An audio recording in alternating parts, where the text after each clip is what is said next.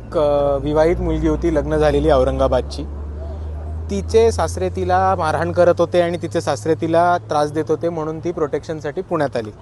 तिचे सासरे आता रिटायर्ड IPS आहेत आणि पोलीसमध्ये काम करायचे, पण ते आत्ता पदावरती नाही आहेत, आत्ता ते निवृत्त नाही आहेत, ते रिटायर झालेले आहेत. ही वस्तुस्थिती आहे.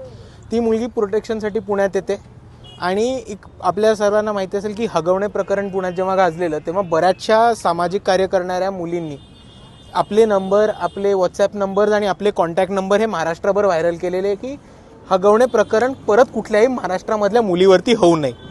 आणि म्हणून काही आपण म्हणू सोशल वर्कर्सनी आणि काही समाजकार्य करणाऱ्या मुलींनी त्यांचे नंबर व्हायरल केले होते. आता जी मुलगी औरंगाबादवरनं आली, आता आपण सर्वांनी समजून घ्या की अतिशय सेन्सिटिव्ह केस असल्यामुळे मी कोणाचंही नाव घेणार नाही.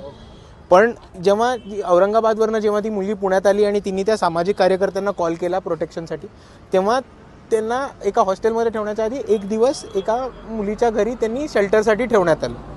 आता त्या